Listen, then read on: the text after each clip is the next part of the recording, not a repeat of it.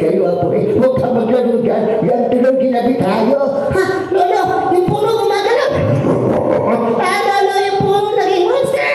Ay, naku, huwag ka mag-alala, apo. Hindi mo ba alam? Ako si Kapitan Gambong. Kapitan Gambong. Humanda ka sa akin, puno. Itong bakis niyo. Yan! Ito ba?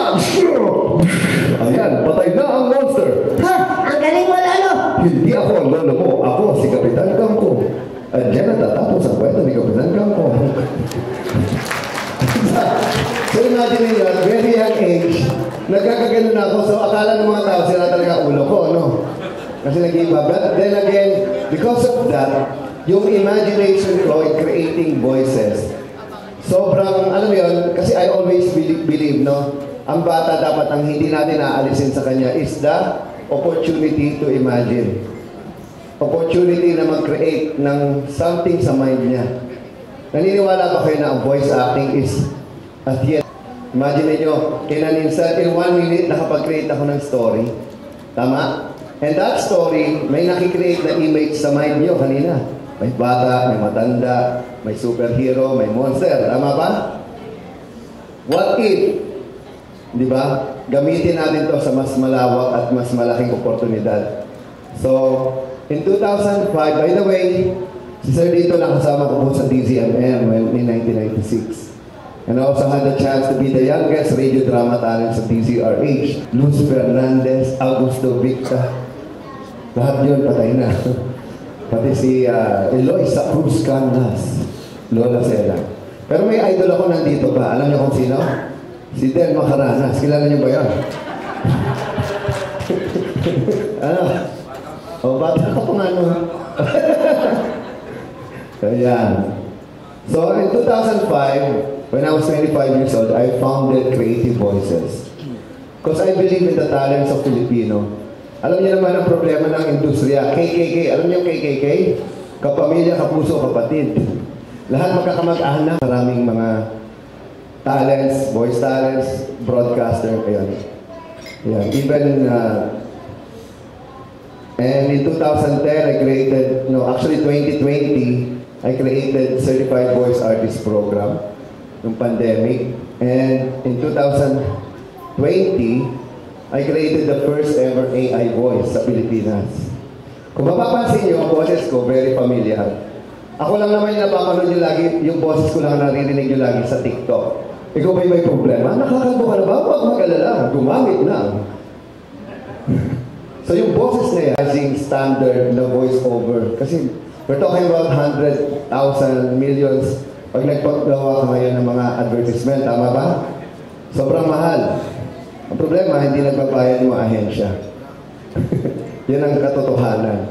For 30 years, I've been doing voice-over. Yung puppet, pati yung voice-over. Gusto niyo marinig? Sige, bilang kayo. 1, 2, 3. Puppet Bibo, bagong bibo. Anong sikreto ng bagong bibo? Tikman mo. Paano, puppet ko eh? Nga. Ang sikreto ng bagong bibo, keso. Yay. So, alam niyo ba dahil sa commercial na yan, naging bilyonaryo ang CDO? Dahil sa simpleng, kasi mga bata, natalo niya isa. Sino gusto ng free? Taas ang kamay, sino gusto ng free? O, sino gusto magbayad? O, kita nyo? Nalalaman mo talaga may mga kuripot, no? Pero okay, mag-alala, libre talaga. So, I will give you 10,000 credits. Ang isang credit po kasi, piso ang halaga. Kung 10,000 credit yan, 10,000 piso ang halaga niya. So right now, mamaya kukwento ko kung ano yung ginagawa ko. So these are just some of my things that I have done from being a dubber. By the way, kung nanonood kayo ng Mature Garden noon, no? Kilala niyo ba kung sino ako doon? Si Doming, sir. Hindi po. F5 po ako. Di ba F4 yun? F5. F stands for father. Ano sa inyo? Ako nga pala tatay ni Sunshine. Kamukha mo si Doming, sir. Mukha ka pinya. Naalala niyo ba yung boses niya? Ayan. So, in advertising, I have done so many commercials. And, yan. Makita niyo yung mga pictures namin. Junie Gamboa is one of my mentor. Sobrang idol ko yan. Kailangan niyo ba si Junie Gamboa? yung San Miguel Pier, iba ang may pinagsama. And Bernard Factor Cañaveral, siya yung chance to work with itong yung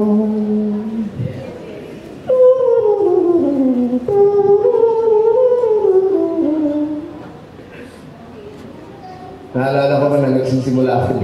Lagi ako pinapagalitan ni Tia Del. Ikaw, mata ka. Ayan, sila ma'am. Diba, imagine niyo, bago pa yung TV, radyo muna. So tayo yung tayo yung pinapakinggan ng mga tao. Unlike ngayon, may YouTube na TikTok, which I think mas maganda nga, mamaya rin, i-share ko rin sa inyo yung power ng social media. Na dapat integrated na lahat ng ginagawa natin. Kanina lang, ginakwento ko kila Sir Alan. Yun. And we are going to have sayang kasi mga content. You'll never know kung sino makikinig dyan. Kaysa naman itong mga walang kakwenta-kwentang mga vlogger, daming mga walang kwentang no? Mga tinatawag na ng influencer kuno, pero mga bastos naman. Agree?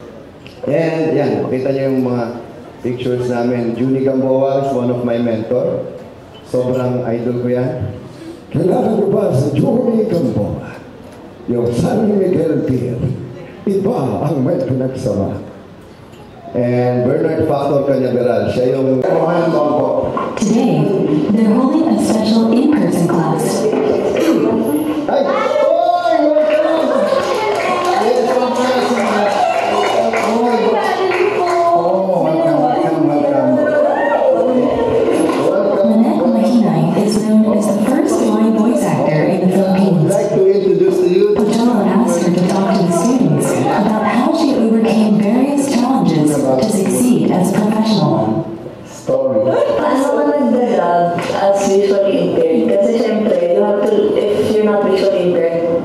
I'm listening my scripts through my phone, kumbaga doon ko siya binabasa, and then katulad yung ginagawa ni Direk Alan, ibabato niya sa yung linya or ng mga directors, tapos sasabihin niya siya agad with feelings. Yes.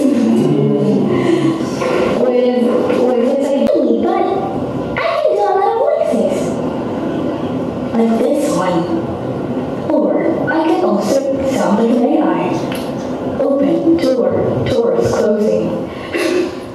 In addition to dubbing work, Renette also appears in online radio dramas. English na siya ngayon. Ayan. So, she was Welcome to the amazing digital circus! Yeah, it kind of sounds like me. Ako si Kane, ang inyong ringmaster, at ipapakita sa inyo ang nagkakagulat na kungka. May isa lang yung boses. Kaya tingnan, anong tingin mo sa exit? Tama, ang pangit, ulitin natin! ng pagbabago sa buhay natin. Pero, hindi pa siya ganun kagaling. What more ngayon, ChatGPT 5 na pinag-uusapan natin. May Perplexity na, may Grok pa, and Gemini, name it. Ano ba yung mga pwede nating magamit dyan? Number 2, automated fact-checking. AI verifies sources and cross-reference data instantly. Di ba, yan yung tinatawag na nasusunog ka. Nilabas mo na yung balita and wala ka pang fact verification. Tama? Naranasan niyo ba yan? Yung tipong nagbilis ka ng balita, kumalat na, fake pala. Sino nakaranas nun? Yun yung pinaka no-no sa lahat na halos gusto mong matunaw at mawala sa mundo. Di ba? Alam natin yan. And data visualization. Ito ang pinakamaganda.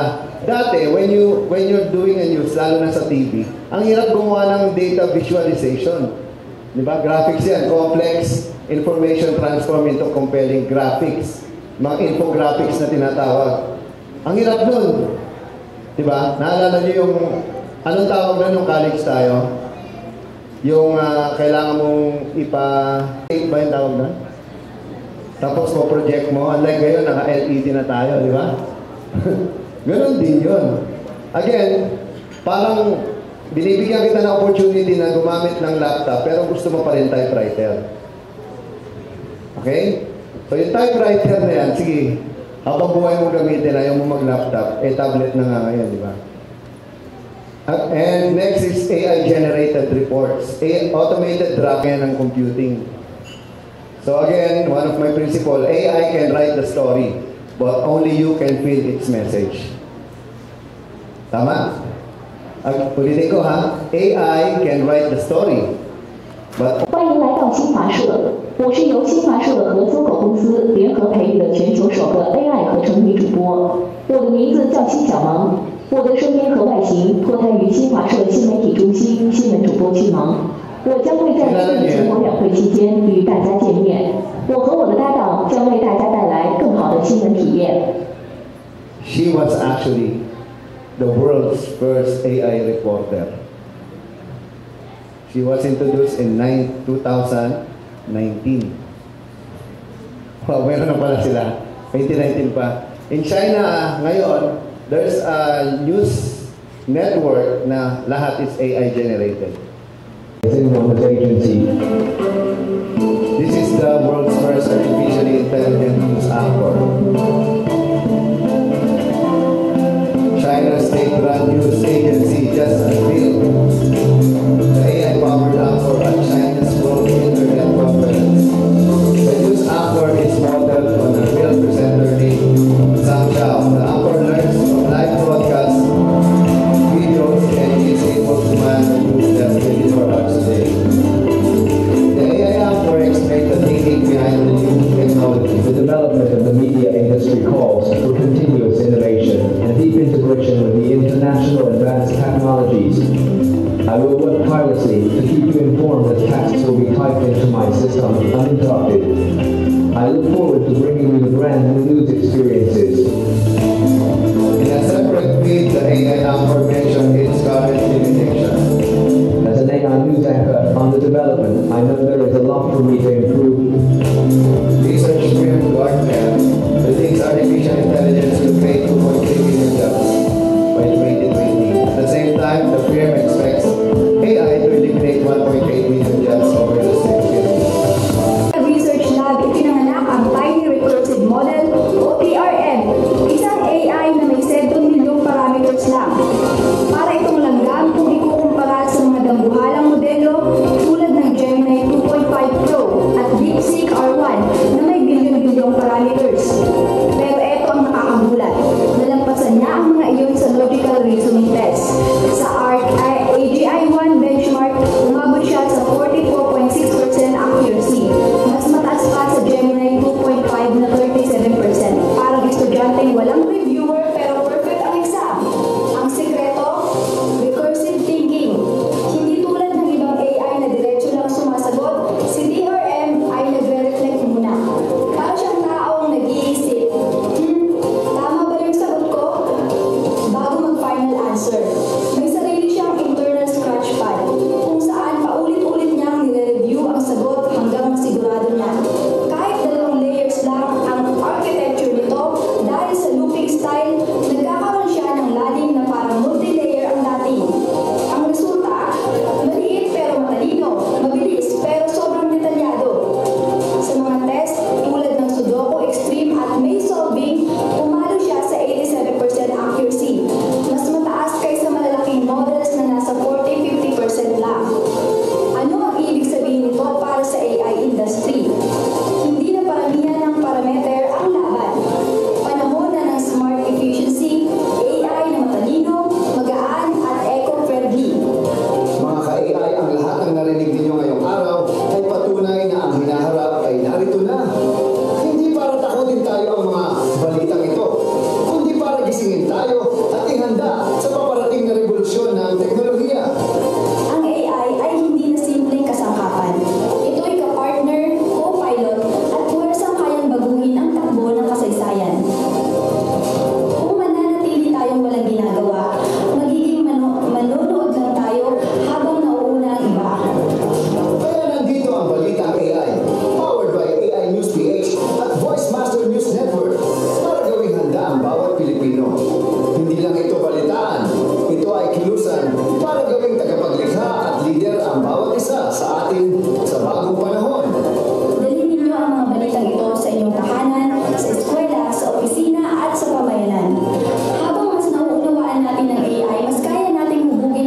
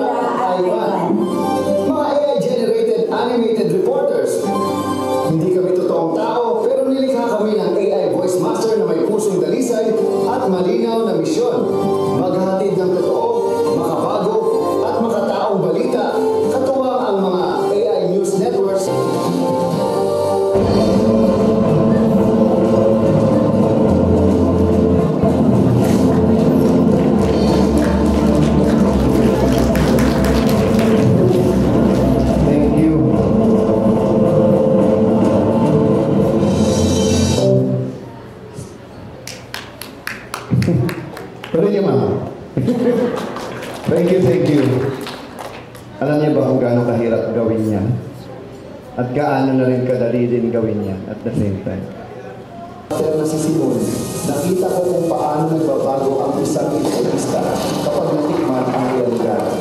At nang maibalik ko ang paningin ni nanay, napatunayan kong kayang makipagsabayan ng isip ng Pilipino.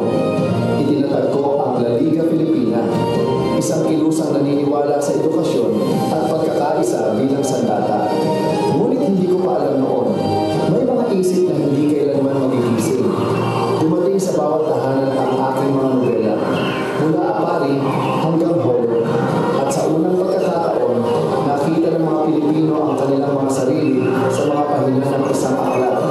Sa katauhan ni Crisostomo Ibarra, nakita nila ang kanilang sariling pangarap. Sa Sisa, ang sakripisyo ng bawat inang Pilipina. At sa Maria Clara, ang trahedya ng mga nalulunod sa pagitan ng dalawang mundo. At nang sila'y matakot sa katotohanan na pinakita ko, alam kong nagtagumpay ako.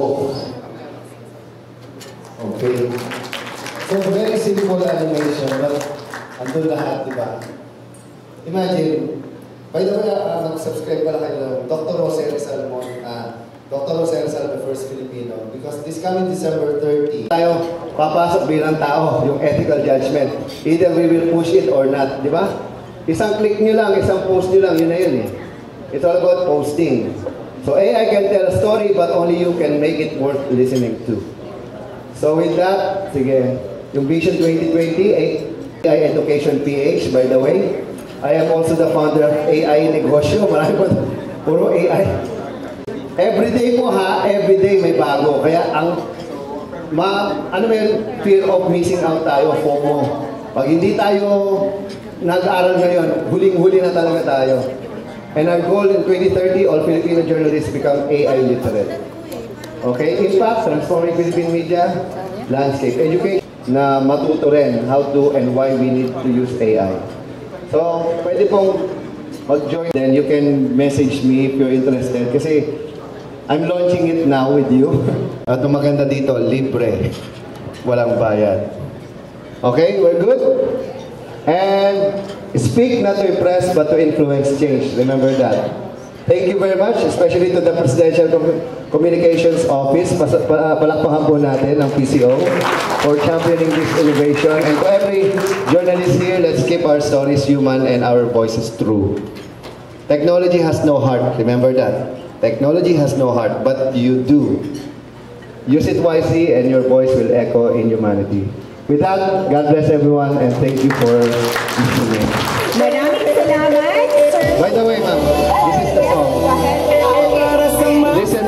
Sabi ng tambay sa kanto, pero teka, kahit ako, pwede palang magtuto.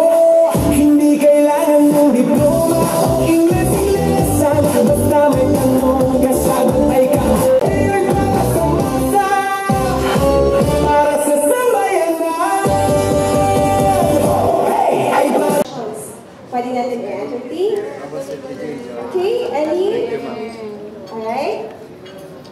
Okay, over there. And then si Ma'am Leslie.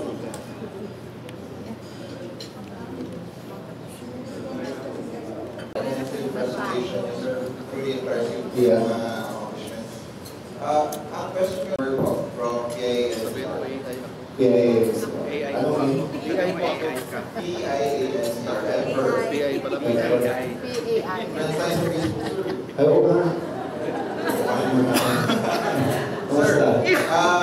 yun pong mga may mga words kasi at mga proper nouns ng Philippines.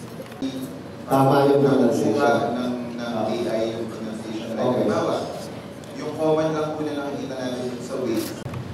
Paano natin, sir, na-procure yung mga ganong? Hindi mo napansin ang perfect na yun sa akin. Kasi yung ginagamit ng model, tinatawag in 2010 models pa.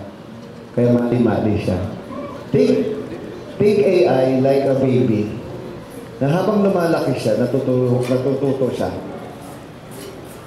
So the more tumatagal, ino-okray mo siya. Parang mali ka. Lalo ng Tagalog, sila applicated. Abakada, eka, haila, mananang, o para sa taubaya. So the more siyang nadidevelop, the more siyang nakakaintindi. Bigyan mo ako ng isang taon, perfect yan. Madaling makakita, lalo na sa pronunciation, AI yan. Pero nakita niyo yung differential ng unang AI ni GMA kumpara sa AI natin. Pati pag-deliver ng pagbabalita, mas magaling pa sa mga estudyante ng MASCOM. Totoo. Bakit? Na-train kasi siya ng tama. It's all about training. AI is all about data. AI is all about ang tawag dyan, machine learning. So the more the machine learns, the more it becomes better to understand na mawawala lang ang trabaho mo kung hindi mo gagamitin to sa advantage mo. Sir, next question, sir. Follow-up lang po. Nabanggit ko po kanina na parang continuous learning yung AI, di ba? Parang nanggagaling sa people learning. Yes. Sir, paano yung... About yung nano banana ng Google. Sobrang solid yan. Sabihin mo lang, wala sa picture, tanggalin mo yung 5 tao, tira mo lang kaming 2. Tayo dapat matuto. Kasi ikaw mismo mag-identify kung fake siya o hindi. Di ba mas madali kung tayo mismo nakakaalam kung mali siya o tama siya, o peke siya o totoo siya. Kasi kung ayaw mo sa AI, malulong AI. Ngayon, protektahan natin yung mga tao para kapag ginagamit na siya sa panluloko ng ibang tao, mapoproteksyon na natin sarili natin at mapoproteksyon na natin yung tao. So it's like gun. We know how to use gun to protect, not to kill or to mang-hold up, di ba? So it's more on the why, not to how. Because how will keep on developing. Parang...